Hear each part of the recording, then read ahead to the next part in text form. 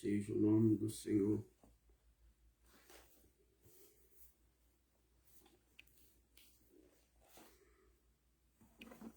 Santo e poderoso.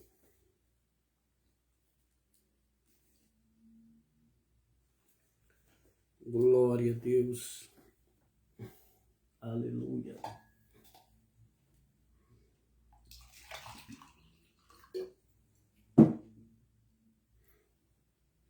Glória a Deus. Louvado seja Deus. Santo é o Senhor. Aleluia. Cumprimento os irmãos com a paz do Senhor. Amém. Glória a Deus. Deus abençoe. Paz do Senhor, irmão Elmo. Glória a Deus. Aleluia. Deus santo e poderoso. Paz do Senhor, irmão Arnaldo.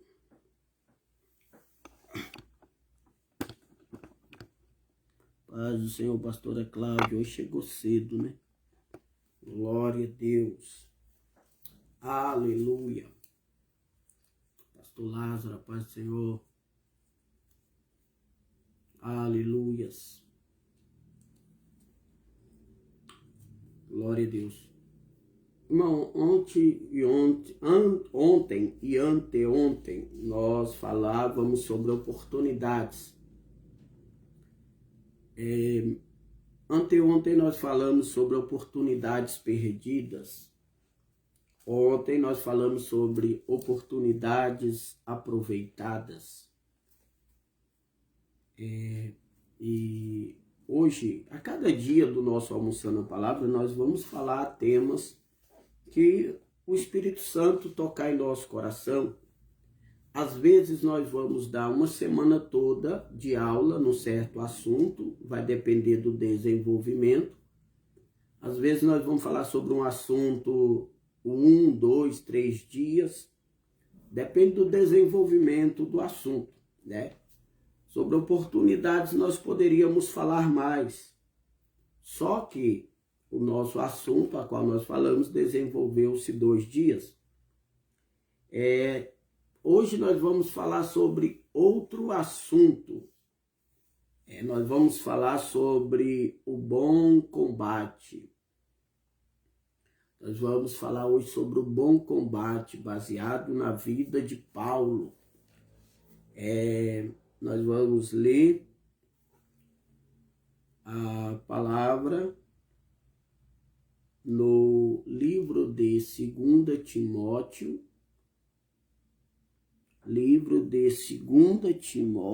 capítulo 4.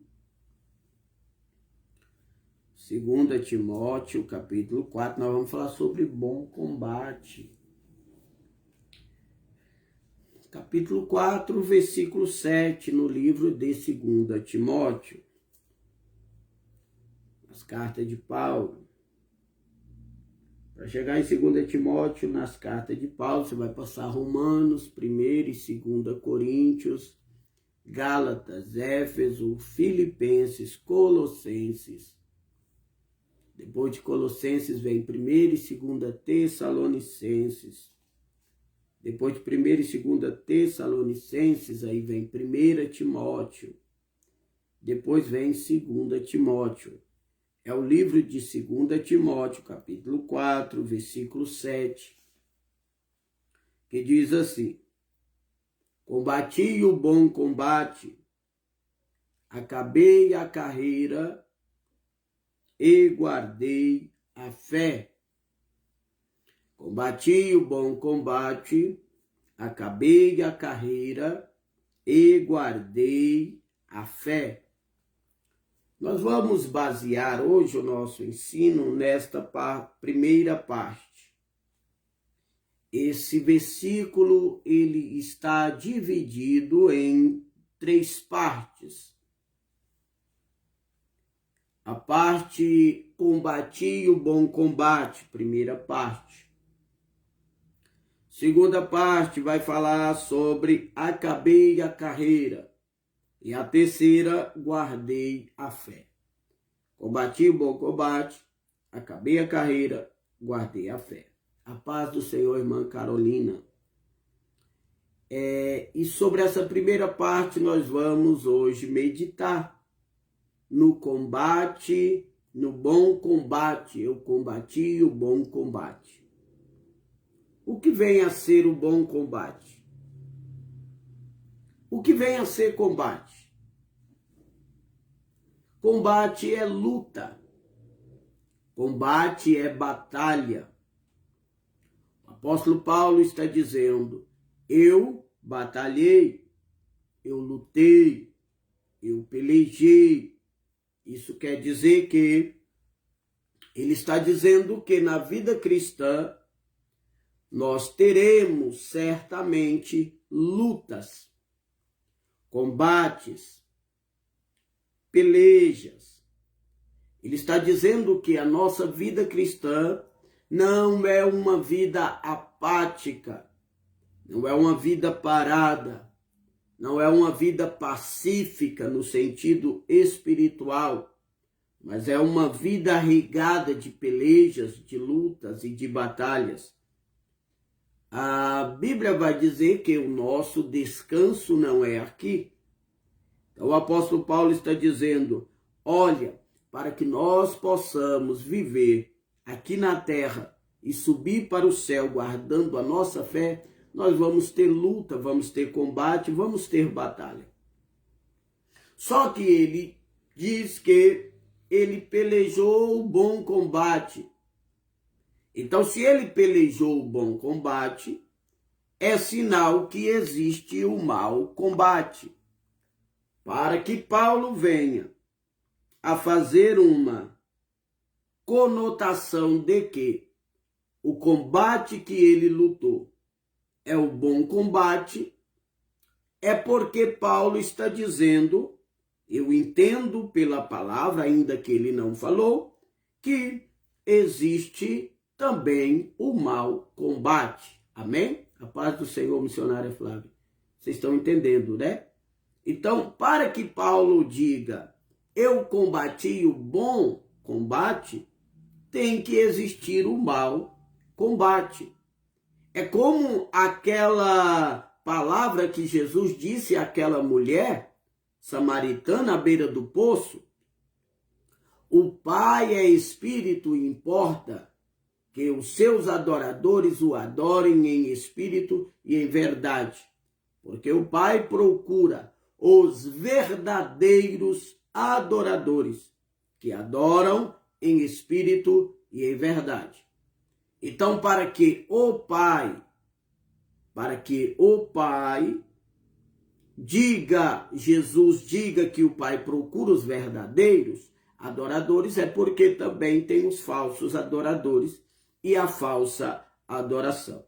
Para que Jesus venha especificar que o Pai procura os verdadeiros, ele está dizendo que no meio da adoração verdadeira também existe adoração falsa. A paz do Senhor, Carita Camille.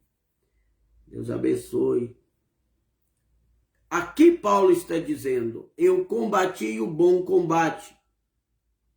Então, antes de falar sobre o bom combate, eu vou falar um pouco sobre o mau combate. E qual que é o mau combate? O mau combate é o combate em que eu combato contra pessoas, contra os meus próximos, contra as pessoas que estão do meu lado. Quando eu firo pessoas, quando eu machuco pessoas, quando eu não sei ter relacionamentos saudáveis e pacíficos com pessoas. O meu combate não é contra... O apóstolo Paulo disse em Efésios 6:10 que a minha luta não é contra carne e contra sangue. O que é carne e sangue? É os meus irmãos, é os meus parentes, é a minha família, é as pessoas que estão, até meus inimigos.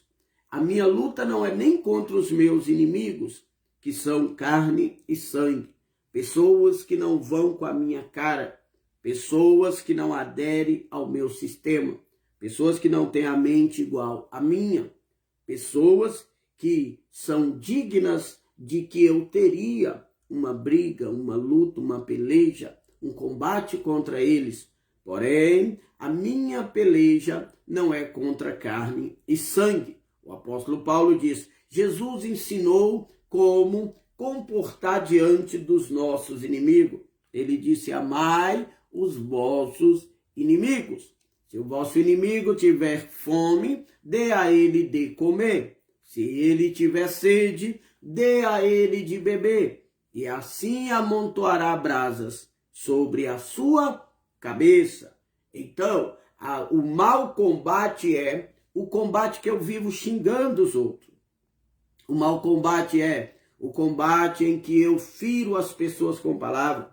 O mau combate é quando eu trabalho para derrubar pessoas e não demônios. Quando eu trabalho para ferir pessoas. O mau combate é quando as minhas atitudes são para humilhar gente. Quando as minhas atitudes são para ferir pessoas. Quando as minhas atitudes são para colocar pessoas para baixo ou destruir sonhos de pessoas. Quando eu luto contra o meu irmão, a minha irmã, o meu próximo, eu estou combatendo o mau combate. Combater contra pessoas é combater no mau combate. É ser um soldado traiçoeiro. É ser um soldado invejoso.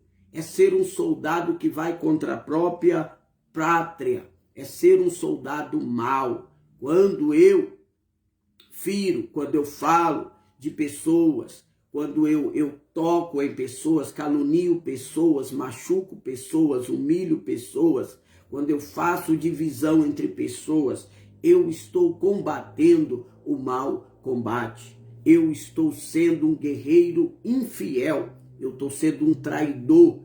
Eu estou sendo alguém que está indo contra o seu próprio exército. Nós somos exército de Deus para combater contra um inimigo específico. Ou nós temos 3 combates bons. E é sobre isso que eu vou falar hoje. A paz do Senhor, Gustavo.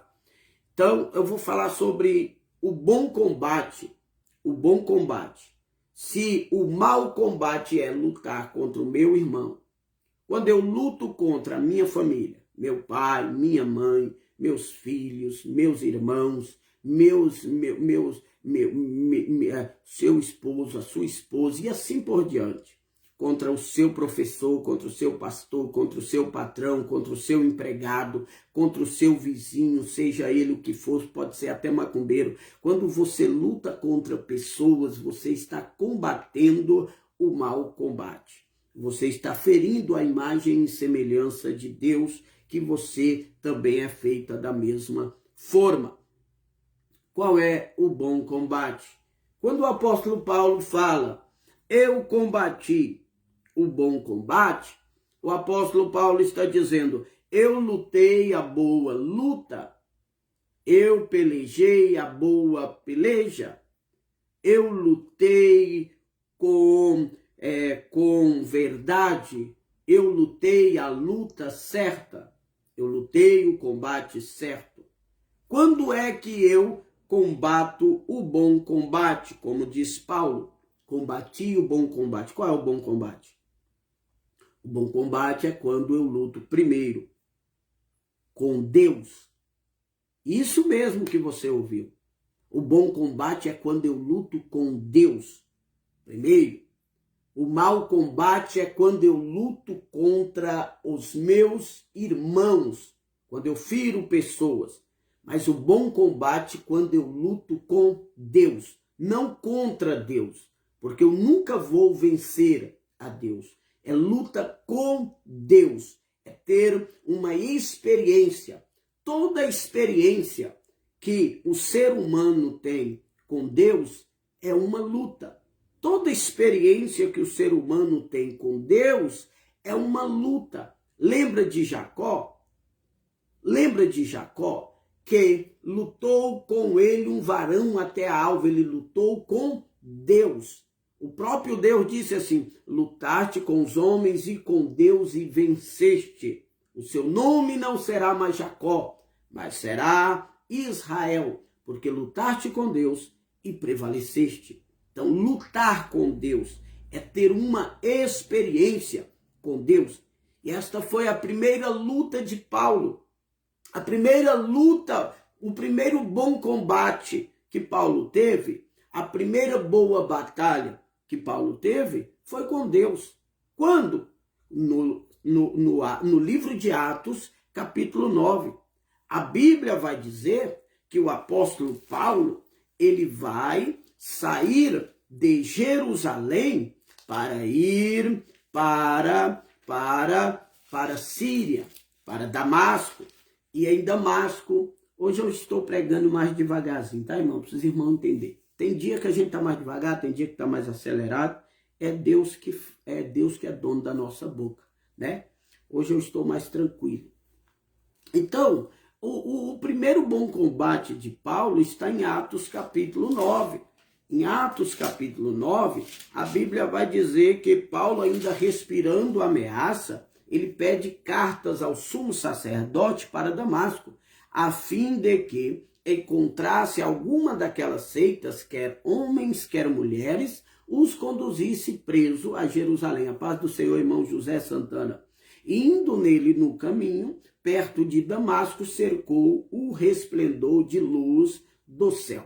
Primeiro, Paulo está indo lutar contra carne e sangue. Paulo sai de Jerusalém com armas para combater o mau combate, para lutar contra pessoas, respirando ameaça contra a igreja, respirando ameaça contra os crentes, lutando na sua força bruta e na sua posição diante da religião da época. Então, o apóstolo Paulo, ele vai pelo caminho de Damasco para combater o mau combate, para lutar a má luta, para batalhar a má batalha. Só que a Bíblia vai dizer que aconteceu chegando perto de Damasco, o combate que era mal virou bom. O combate que era mal virou bom. A batalha que era má virou boa. Por quê? Porque ele pensou que iria lutar no âmbito natural, só que ele teve uma batalha no âmbito espiritual. E o guerreiro que ele encontrou à frente não era nada mais, nada menos do que o general de guerra, que nunca perdeu uma batalha, o capitão da nossa salvação. Aleluia! Aquele que era, que é e que tem, que ele é um guerreiro tão forte que tem nas mãos, ele tem nas mãos a chave do inferno e da morte. João viu esse guerreiro no livro de Apocalipse, capítulo 19, e ele descia do céu em um cavalo branco, e miríades de outros vinham atrás dele, e eu creio que eu serei um deles, com cavalos brancos e vestes brancas.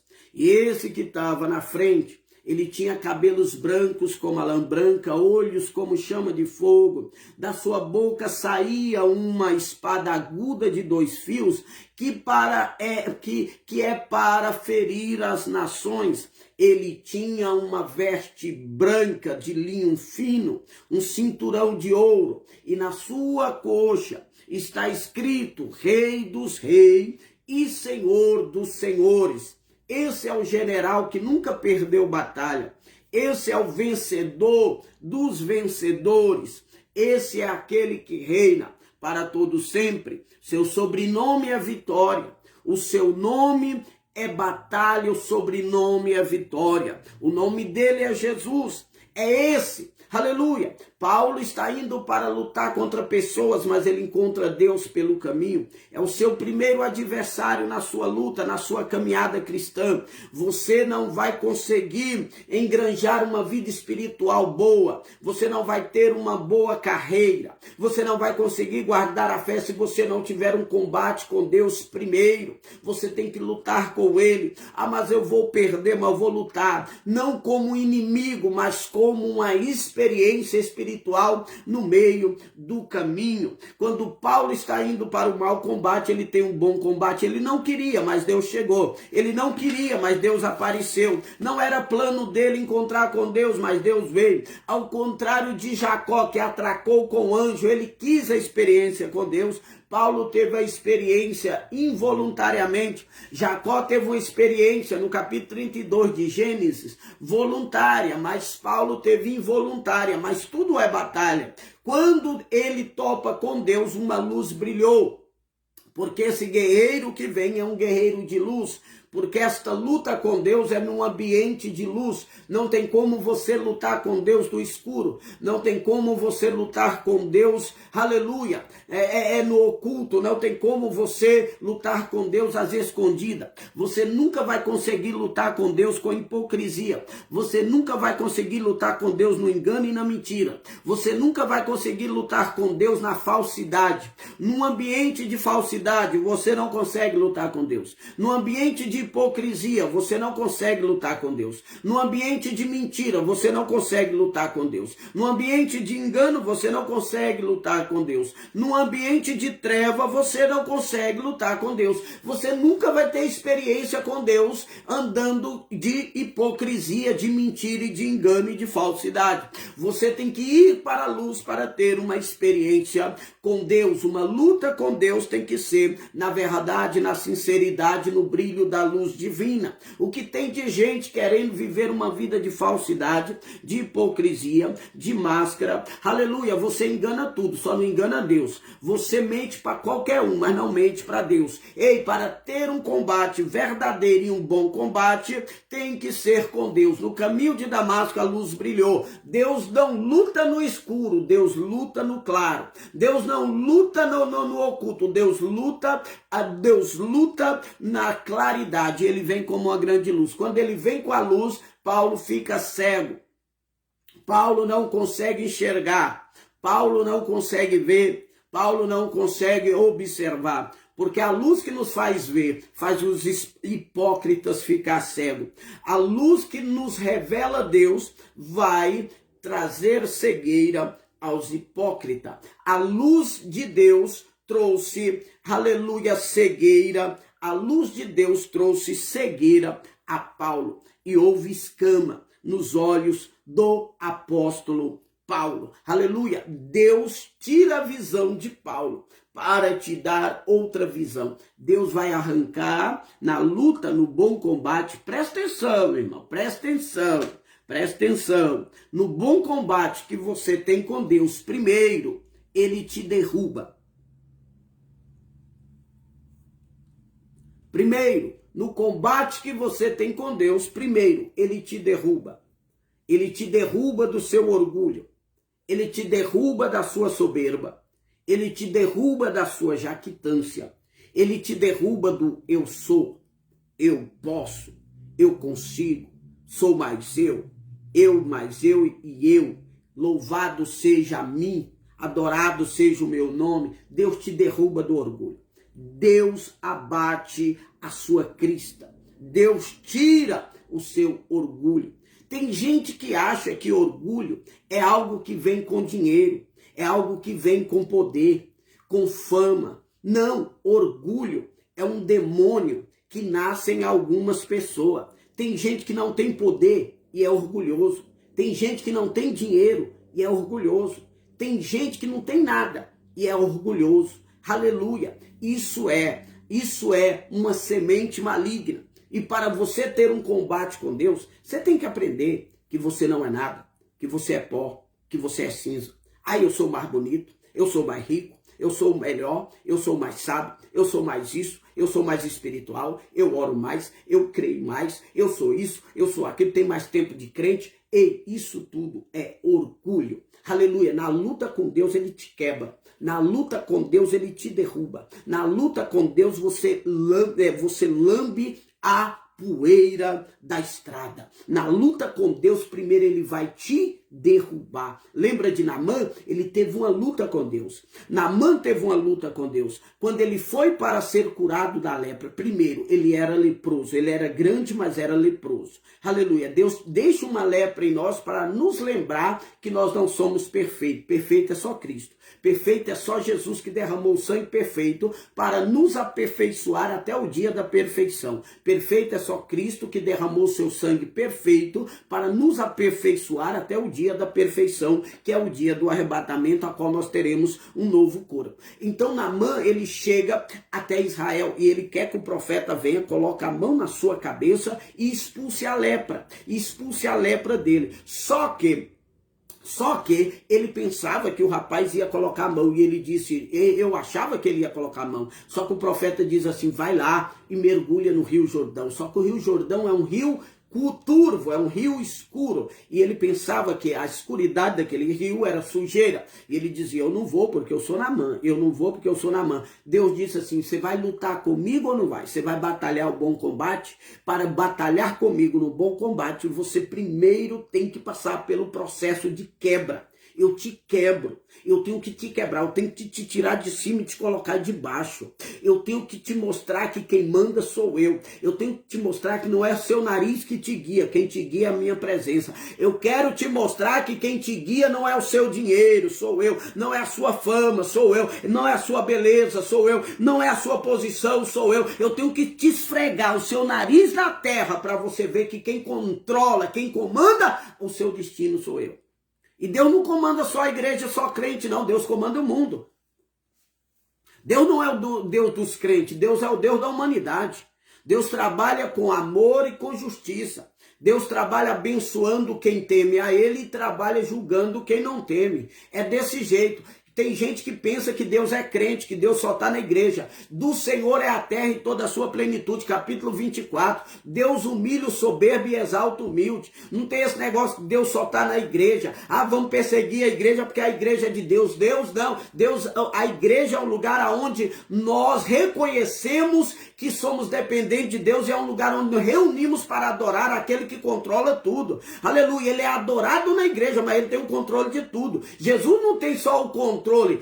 Jesus não tem só o controle dos crentes da igreja, de meia dúzia de crentes. Jesus tem o controle de tudo. Jesus manda no céu, manda na terra, manda no inferno, manda em tudo. E ele é perito em quebrar orgulho de homem orgulhoso. E quando eu falo homem orgulhoso, eu não falo só de crente. Eu falo de política, eu falo de homem rico, de homem pobre. Jesus está mandando, irmão. Esse coronavírus está aí para mostrar, quebrar orgulho de homem, quebrar soberba de homem. Como é que você vai mostrar seu dente de ouro com a máscara na cara? Aleluia. Rico, pobre, todo mundo está com pano na cara, mostrando que o Senhor está no seu santo templo, cale-se diante dele toda a terra. Ele está no controle de tudo. Ele é adorado na igreja, mas ele controla tudo. Então, às vezes, nós temos que comer um pouco de poeira na estrada. Às vezes nós temos que mostrar que o orgulho, para começar a lutar com Deus, tem que ter humildade. Tem que ter humildade. Temos que ter humildade. E é o que está faltando no meio de nós. É o que está faltando no meio de nós. Nós está precisando mais de humildade. Nós estamos precisando ser mais humildes. Chorai-vos, humilhai-vos debaixo da potente mão do Senhor, para que ao seu tempo Ele vos exalte. Humilhai-vos. Primeiro, depois Paulo fica cego. Lembra de Ezequiel capítulo 1? A Bíblia diz, e veio sobre mim a mão do Senhor e eu vi visões de Deus. Ele teve visões de Deus e Deus disse assim, para você não orgulhar da visão, te derrubo. No mesmo capítulo que Ezequiel está de pé junto ao rio, tendo visões de Deus, ele cai. Deus lança ele no chão. E Deus fala assim, olha Ezequiel, eu vou te falar um negócio. Você está aí todo exaltado, tendo visão e revelação. Deixa eu te derrubar para você ver que quem manda e quem controla sou eu. Pode ler lá Ezequiel capítulo 1. Ele vê coisas inefáveis, vê coisas que ao homem não era lícito ver. Sabe o que Deus faz? Faz assim, Ezequiel, cai um pouquinho aí para que você veja que quem controla, que quem manda, que quem comanda sou eu. Senão você vai sair daí e vai falar assim, nossa, mas Deus me deu uma revelação.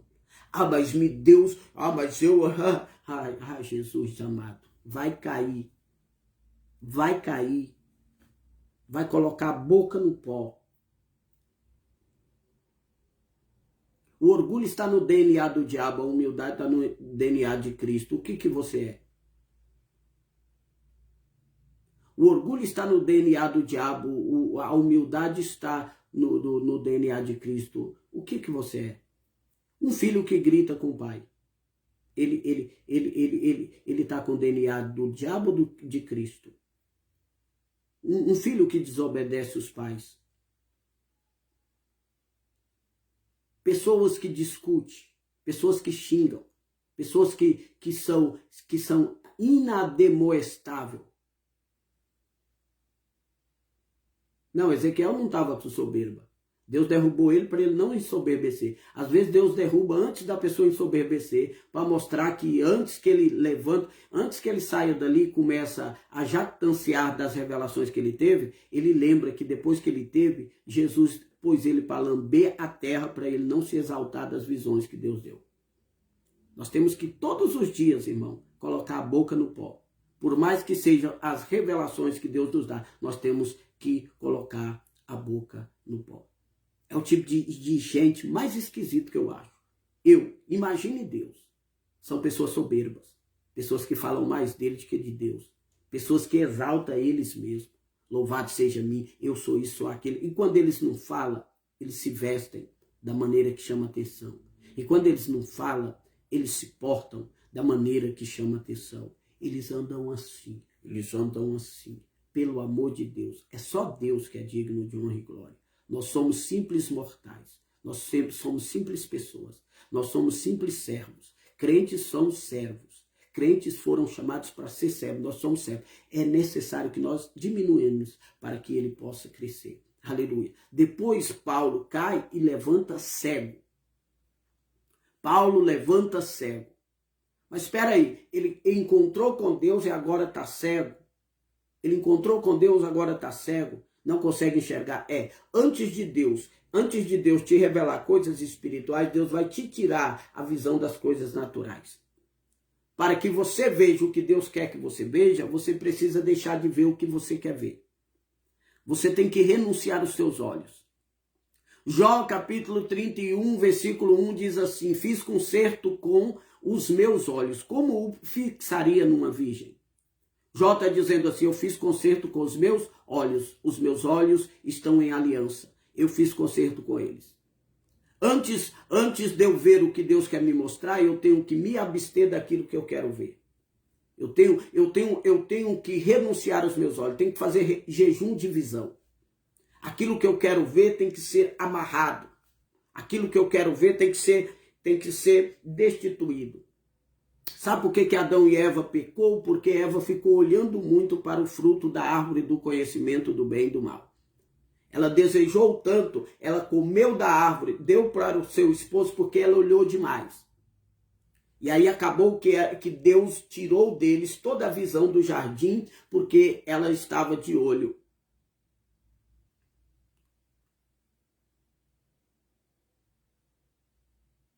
É porque ela estava de olho. Então aquilo que você quer olhar muito, Deus vai te tirar da sua visão. Ela passou o tempo olhando para a árvore, Deus falou, expulsou eles do jardim, falou, vocês não vão ver mais nada. Quando a sua visão é muito carnal, Deus te tira a visão para que você não perca ela. Você está entendendo? Está entendendo? Deus está querendo arrancar a sua visão carnal. Deus está querendo te tirar de coisas que você sabe, que você anda vendo, anda olhando, anda observando. Deus está dizendo assim, eu quero lutar contigo para mudar a sua visão. Eu quero lutar contigo para mudar o foco, para que você possa voltar a olhar para mim, autor e consumador da fé, olhando para Jesus. Deus está dizendo, olha, a tua visão está te atrapalhando lutar o bom combate. O que tu tens visto, o que tu tens olhado? Deus fala assim, Paulo, eu vou lutar contigo, vou derrubar o seu orgulho e vou tirar provisoriamente a sua visão das coisas terrenas. Eu vou arrancar a sua visão das coisas terrenas para que você venha ter uma visão diferente. Para que você, depois de agora, escreva lá em 2 Coríntios, capítulo 5, versículo 7. Não andamos por vista, mas andamos por fé. Não andamos por vista, mas andamos por fé. Foi Paulo que escreveu isso. Depois que ele combateu com Deus, lutou com Deus, pelejou com Deus, caiu do cavalo, ele agora levantou dali diferente. Não ando mais por vista, eu ando por fé. Porque a vista te atrapalha a ter fé. A vista te atrapalha a servir a Deus. A Bíblia diz, se o teu olho direito te escandalizar, arranca, lança fora. É melhor entrar na vida cego de um olho do que entrar com os dois do inferno. Então, a vista atrapalha você. É por isso que quando eu vou na igreja e tem crente com os olhos arregalados, eu pensei, isso aí não recebe a unção de uma barata. Porque ele vai para observar, vai para ver. E o bom, irmão, dos observadores de culto é que quando Jesus voltar para arrebatar a igreja, eles vão observar a igreja subindo. Porque eles treinaram para isso. Só olhar, só ver. Você vai para a igreja, você anda por vista, não anda por fé. Você vai para reparar, vai reparar os irmãos, você não dá glória, você não dá aleluia, você não fecha o olho. Fica ali parecendo um manequim de loja. Paralisado, só para observar as coisas. Fique em casa, vai assistir novela, fique em casa, vai ficar na internet, vai observar a internet. Para de ir para a igreja com esses olhos arregalados, porque Jesus pode te arrastar sua cara na poeira e tirar a sua visão provisoriamente.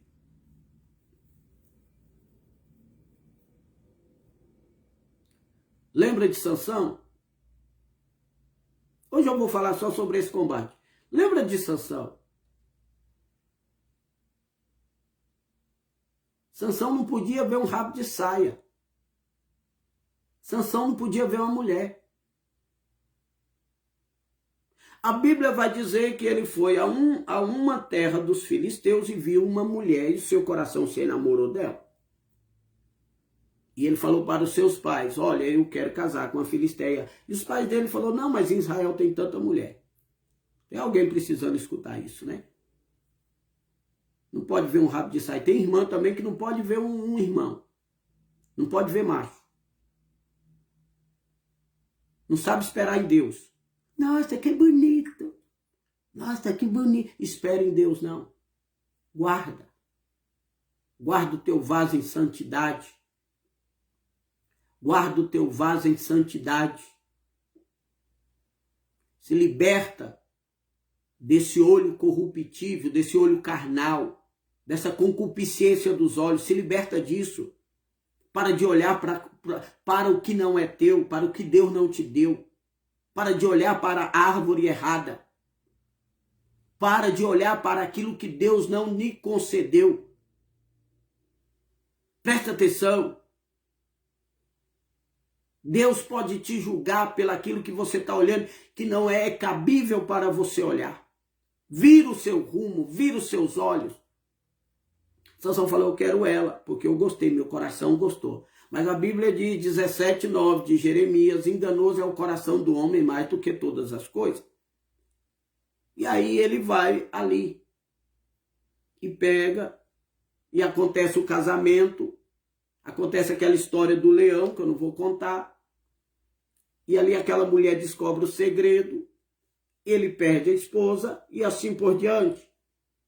Depois, Sansão vai a Gaza. O primeiro casamento não deu certo. Agora ele desce e vai para o mesmo território filisteu. E ele vai a Gaza. E a Bíblia vai dizer que ele viu uma prostituta. Olha o tamanho da biloca dos olhos. E ele vê uma prostituta. E ele entra naquela prostituta. E ele vai para a casa da prostituta. E ali ele vai ter as suas relações. Quando ele vê, os filisteus cercaram Gaza, aquela cidade. E aí Sansão vai fazer o quê? A Bíblia vai dizer que Sansão ainda, Deus é tão misericordioso que não retirou a força dele ali. Sansão então vai levantar à meia-noite, vai arrancar os portões da cidade, vai colocar sobre os ombros. Olha a força do homem, ele pega o portão da cidade, não é uma porta, é um portão da cidade, portão de ferro, grande, que é o portão que dá acesso à cidade, coloca nos lombos, leva até o monte, joga no monte e vai embora. E só brincando com Deus. Posteriormente, olha, de novo, lá vai ele para a terra dos filisteus. 3 filisteias, 3 mundanas. Deus está tendo misericórdia. 3 vezes. E só para o lado errado. Só vê filisteu, só vê filisteia. Apontando os olhos para aquilo que vai dar errado. Tu sabe que não é de Deus. Para com isso. Tu sabe que tu vai sofrer. Vigia. Tu sabe que Deus não aprova. Por que isso? Deus está falando aqui. Tu sabe que vai dar errado. Deus já te mostrou lá atrás que não dá certo. Deus já te mostrou lá atrás que é laço. Deus já te mostrou lá atrás que filisteu não vale a pena. Deus já te mostrou lá atrás que filisteus vai te derrubar. Sumiu até os comentários, mas Deus está dizendo, tira o olho daquilo que não é para ti. Tira o olho daquilo que não é para você. Tira o olho da direção errada. Não seja como Ló, olhar para Sodoma porque é bela, mas lá no final tem morte, lá no final tem destruição, lá no final tem fogo e enxofre, lá no final vai dar errado. Não adianta olhar a bela aparência de Sodoma, porque no final vai ser destruído. Lá vai Sansão namorar com Dalila. Um homem que tem chamado, um homem que tem vocação, uma pessoa que tem um propósito de Deus. E Dalila começa, eu queria saber onde está a sua força. E ele começa a despistar de Dalila. Não, a minha força é nisso, a minha força é naquilo. E toda vez que ele falava, ela provava que queria arrancar a força dele, mas ele estava cego de amor. Dalila estava dando para ele. Dalila estava dando para ele provas de que ela não era de confiança, mas o amor cegou os olhos, a paixão cega os olhos. O diabo já te deu provas. O próprio inimigo já te mostrou que esta direção é errada. E você está fingindo que não vê. Você está fingindo que não observa. Você está fingindo que não consegue ver. Porque Dalila, todas as vezes que ele dizia, se fazer isso, a minha força é arrancada. E Dalila ia lá e fazia. Só que ele não percebia. Por quê? Porque a paixão cega os olhos. Até que chegou o momento em que ele revelou a verdade. Porque o homem carnal, ele não aguenta pressão. O homem carnal, ele não aguenta pressão. E ela bateu até que conseguiu. E ele falou assim, quando arrancar as minhas 7 tranças. Porque ele tinha 7 tranças na cabeça. Aquelas 7 tranças representavam a sua consagração a Deus.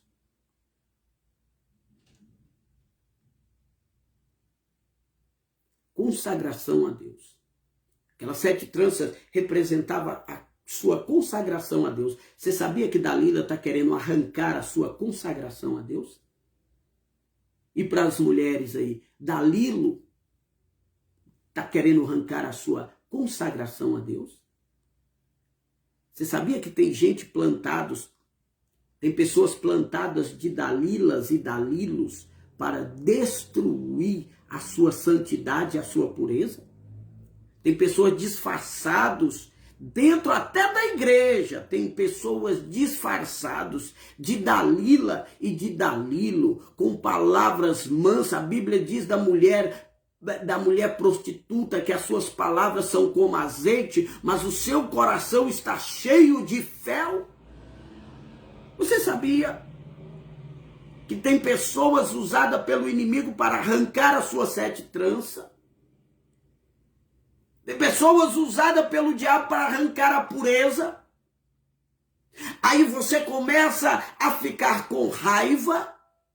Aí você começa a se irar com pessoas que não aprovam, pessoas que querem te levar para o bem, pessoas que querem te exortar, te mostrar a verdade, já que você não enxerga.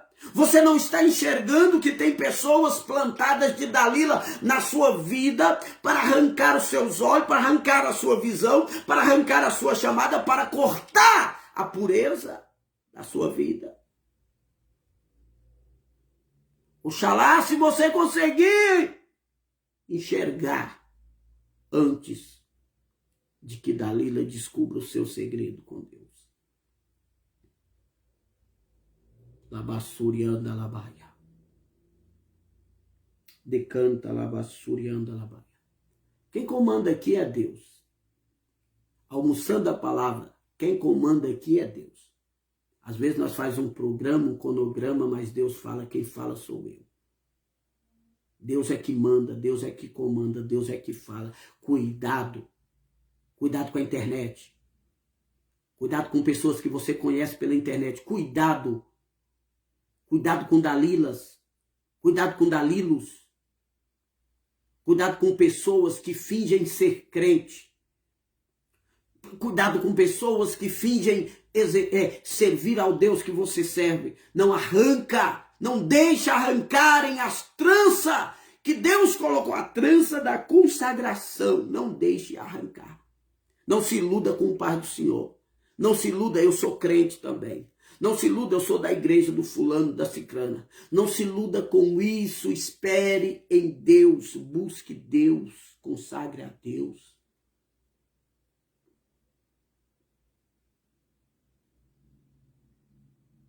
Tem pessoas crentes, irmão. Tem pessoas crentes, abandonando tudo por alguém que conheceu na internet, não sabe nem se é crente. Às vezes é um maníaco, um serial killer. Igual está acontecendo aí, o rapaz tá perturbando o Goiás, o DF. E as pessoas estão se relacionando no escuro. Pessoas estão se relacionando no escuro. Não sabe quem é, não tem discernimento. Cuidado com Dalila. Vigia. Você conhece uma pessoa a vida toda, e você não conhece. Você vai se relacionar com pessoas de longe. Pessoas que você não conhece. Cuidado. Os sinais já foram dados, é perigoso. Os sinais já foram dados, é perigoso. Não deixe o diabo arrancar as tranças da consagração.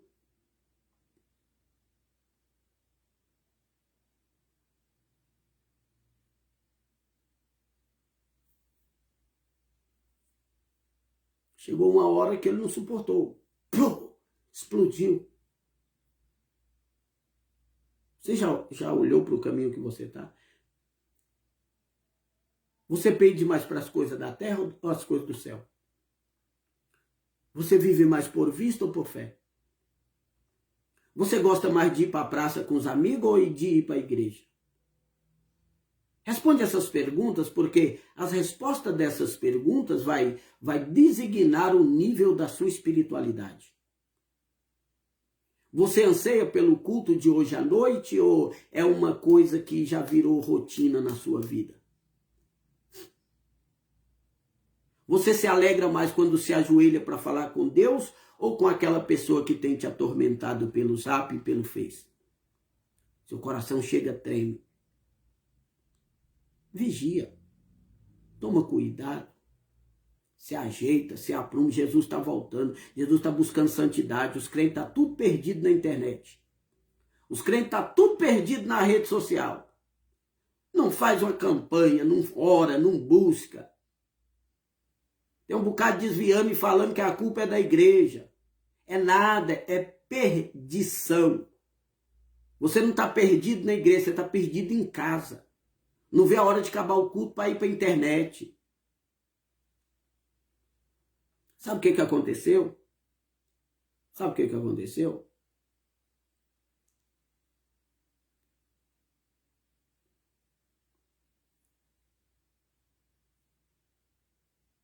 E depois sai falando da igreja, do pastor, do pregador. Não, irmão, é você que está perdido na internet. Você que morreu, esqueceu de cair. Não existe igreja ruim, não existe igreja boa para quem não quer congregar. Não existe. Não existe igreja boa para quem quer congregar. E não existe igreja ruim para quem quer servir a Deus. Escute isso aqui, guarde isso aqui. Porque eu já vi gente, eu saí da igreja por causa do fulano, eu desviei por causa do ciclano. Não, não. Não existe igreja boa para quem não quer congregar. E não existe igreja ruim para quem quer servir a Deus. Quem quer servir a Deus, ele serve em qualquer lugar, serve num buraco, no meio de cobra, de serpente e de escorpião. Daniel conseguiu fazer um culto na cova dos leões.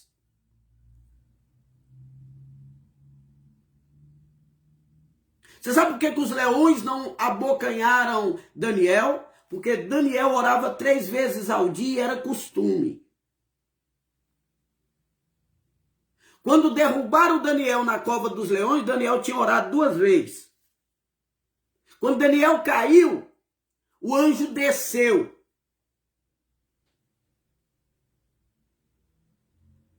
O anjo desceu. Quando o anjo desceu, Deus falou para os leões, aqui vocês não tocam, porque ele vai orar. Quando chegou lá, Daniel começou a orar, porque era a 3ª oração do dia. Deus falou, fecha a boca do leão, porque enquanto a minha boca está aberta, os leões estão de boca fechada. Mas a partir do momento que eu fechar a minha boca, os leões vão abrir a deles. Crente que ora, leão fica de boca fechada. Crente que não ora, leão fica de boca aberta. Então pensa num cordeiro, podia dizer, eu vou cultuar aqui nada. Olha os membros dessa igreja, só leão com a cara feia, com a boca fechada, só leão querendo me matar, eu vou cultuar nada. O culto não é o que está à minha volta, o culto é o que está dentro de mim. O culto não é as pessoas que vieram para a igreja, o culto é o que está dentro de mim. Não é para de falar, você não vai para a igreja é porque você não gosta de igreja, você não quer congregar e pronto, fala a verdade. Para de ficar falando mal dos outros, inventar desculpa. Coloca, dos outros, é os outros, é os outros, é os outros. Para! Irmão, evita conversar com esse tipo de gente que fala mal de igreja. Esse é um péssimo exemplo. Crente que fala mal de pastor é péssimo o exemplo. Péssimo exemplo. Crente que fala mal da igreja dele é péssimo exemplo. Você sabe por quê? Porque a finalidade do diabo na vida dele é te afastar da igreja. Fala assim, eu não vou na igreja mais não, porque o irmão estava falando que o pastor lá não presta, que o irmão não presta, que a igreja é fria, que não sei o quê. Eu não vou não. Isso é enviado do diabo. Não dá ouvido para esse tipo de gente não, irmão. E o engraçado, a pessoa mete a língua na igreja dele, fala mal dos pastores, fala mal do pastor, fala mal dos departamentos, fala mal de todo mundo, mas está lá. Mas não sai. Eu falo para você, que credibilidade tem uma pessoa que fala mal da igreja e está lá? Que credibilidade tem? Se você vê alguém falando mal da igreja que ele congrega, se você vê alguém falando mal da própria igreja que ele congrega, repreenda porque é diabo. Por quê? Porque ele está lá. Mas se eu não vejo Deus no lugar, se todo mundo está errado, se eu não gosto de ninguém, o que eu vou fazer? Eu não vou mais. Mas eu vou estar lá. Para que eu vou estar lá? Para ver os defeitos e sair falando para os outros. Quando você quer congregar, você se esforça para estar no lugar. Todas as cartas de Paulo, a todas as igrejas que Paulo escreveu carta, eram igrejas que tinham problema. Todas as igrejas no Novo Testamento tinham problemas, interno, externo, no meio da congregação, no meio da liderança, todas as igrejas tinham problema. O joio está no meio do trigo. Agora vamos fazer um negócio. Sirva a Deus independente. E para de inventar desculpa para a sua carnalidade. Eu não vou na igreja porque eu não aguento mais. Não, você não vai na igreja porque a internet tá te chamando, a internet tá sendo mais forte na sua vida. A internet, ela tem mais força na sua vida. Os cultos online é melhor do que os cultos presencial para você. O bicho ruim, quando não vem, manda seu porta-voz. Então deixa eu terminar de Sansão, terminar de Paulo, para nós terminar hoje. Aí Sansão, cortaram as tranças de Sansão.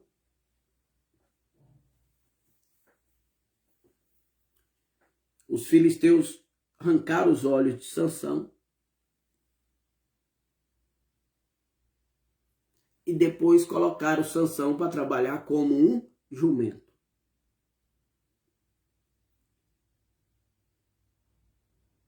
E o interessante é que Sansão perdeu os olhos.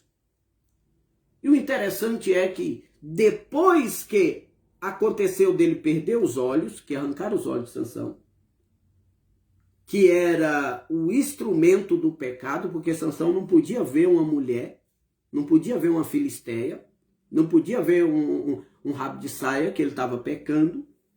Então, o próprio Deus permitiu que os filisteus arrancassem os olhos.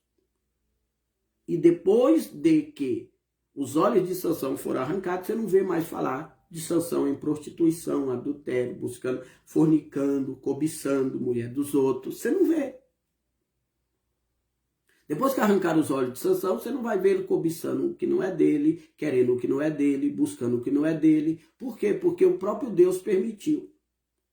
E alguém vai dizer, batalha contra o filisteu, batalha contra Deus.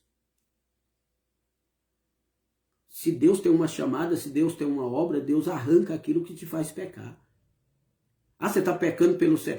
Sansão pecava pelos olhos. Os olhos de Sansão era a janela do pecado, era a porta do pecado para a vida dele. Ele olhava, ele queria e ele pegava. Ele olhava, ele queria e ele pegava.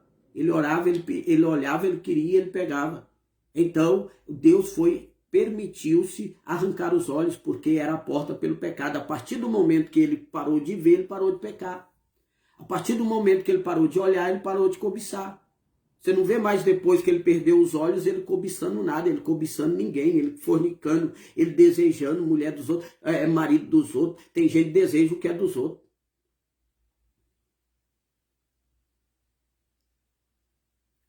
Tem gente que não valoriza o que tem, não valoriza o que tem, não valoriza o que perde e vai desejar o que é dos outros.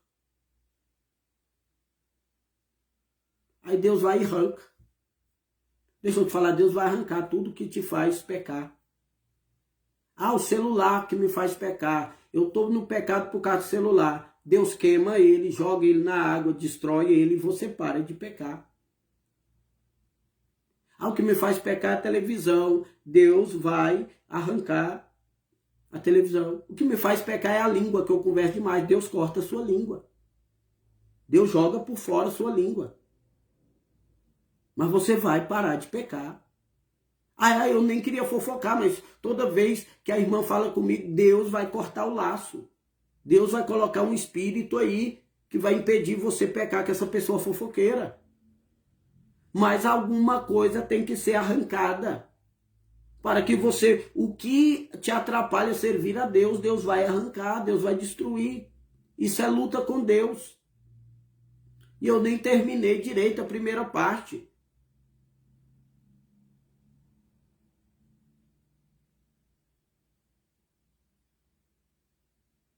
Se Deus tem chamado, Deus tira aquilo que te faz pecar. Depois, Sansão ficou forte de novo. Porque a porta para o pecado foi arrancada. E é o caso de Paulo. Deus tira a visão de Paulo, para que Paulo não tenha visão para entrar para matar os crentes. Essa é a luta com Deus. E Paulo fica 3 dias em oração. Mas o interessante é que, quando Paulo cai, Paulo está cego, Paulo não enxerga, Deus fala para Paulo, duro é para ti recalcitrar contra os aguilhões. Ou seja, duro é para ti querer lutar contra mim, meu filho. Duro é para ti querer me vencer.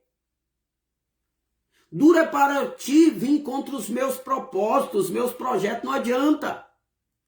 Você é como um gado. Eu sou como um vaqueiro que vem atrás com o aguilhão te ferrando para você andar. Você não vai para onde quer, quem manda sou eu. Você não faz o que quer, nessa luta quem vence sou eu. Nesse bom combate, quem combate sou eu. Não adianta, você vai para a direita e eu quero você na esquerda, você vai para a esquerda. Lembra de Jonas? Vai para Nínive, ele vai para Tarso? Não, eu vou mandar a baleia vai te jogar na areia de Nínive, mas você vai para onde eu quero, você vai fazer o que eu quero. Vem com essa presunção sua de achar que é você que manda no seu destino, que é você que manda na sua vida, quem manda é Deus. Nessa luta, nesse bom combate, quem manda é Deus. Duro é para ti recalcitrar contra o meu aguilhão. Você vai para onde eu quero, você vai para onde eu mando. Quem comanda sou eu. Então esse é o primeiro bom combate, é o combate com Deus. A qual Deus fala para Paulo, você está começando a lutar comigo. Nessa luta comigo, você aprenda que quem manda sou eu. Amém? Quem controla sou eu. Quem determina sou eu. Enquanto você vai estar aí com essa cara na poeira, deixa eu te falar, duro é para ti recalcitrar contra os aguilhões. Não tenta impedir o meu propósito, o meu projeto na sua vida. Enquanto tu tá aí cego, com a cara na poeira, deixa eu te falar. Entenda o negócio, quem manda sou eu. Enquanto você tá aí chorando engano, porque foi humilhada, deixa eu te falar, quem controla sou eu. Quem manda sou eu. Duro é para ti recalcitrar contra os aguilhões. Duro é para ti querer dar coice. Não venha querer dar coice. Não venha querer voltar para trás. Não venha querer impedir que eu trabalhe na tua vida, que eu haja na tua vida, que eu cumpra o meu propósito, é a minha chamada na tua vida. Duro é para ti. Está lutando com a pessoa errada. Ou está lutando com o ser errado. Está lutando com alguém que você não deveria lutar. Mas se está lutando, obedeça. Duro é para ti recalcitrar contra o aguilhão. A partir de agora, tu vai para onde eu mando, vai fazer o que eu quero, vai falar o que eu quero, vai ver o que eu quero, vai conduzir da maneira que eu quero. Senão vai ficar com a cara na poeira. Ou me obedece ou vai ficar com a cara na poeira. Cego com escama nos olhos. Entendeu o mistério? Entendeu o que Deus quer dizer para nós? O negócio é o seguinte, não recalcitra contra os aguilhões, não, porque dói. Não recalcitra contra a vontade de Deus, porque dói. Não venha contra o propósito divino, porque dói. Aleluia. Ou obedece ou vai continuar com a cara na poeira. Amém? Deus abençoe vocês. Amanhã provavelmente não teremos almoçando a palavra. Hoje nós falamos sobre bom combate, apenas o primeiro bom combate, que é a luta com Deus.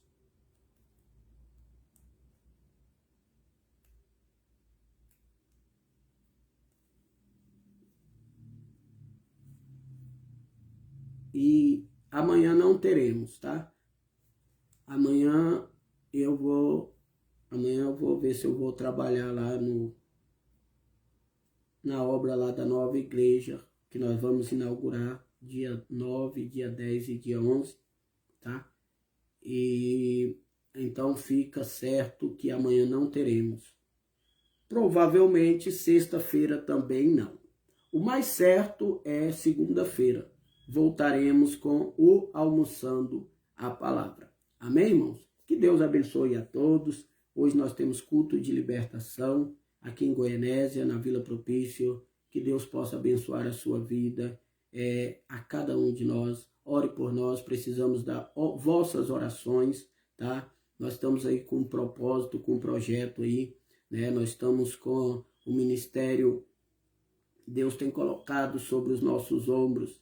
É um ministério crescente, é um ministério que está aí, tem muitas lutas, muitas oposições, muito problema, mas eu creio que Deus há de abençoar. Eu quero pedir aos irmãos, ore por nós, tá?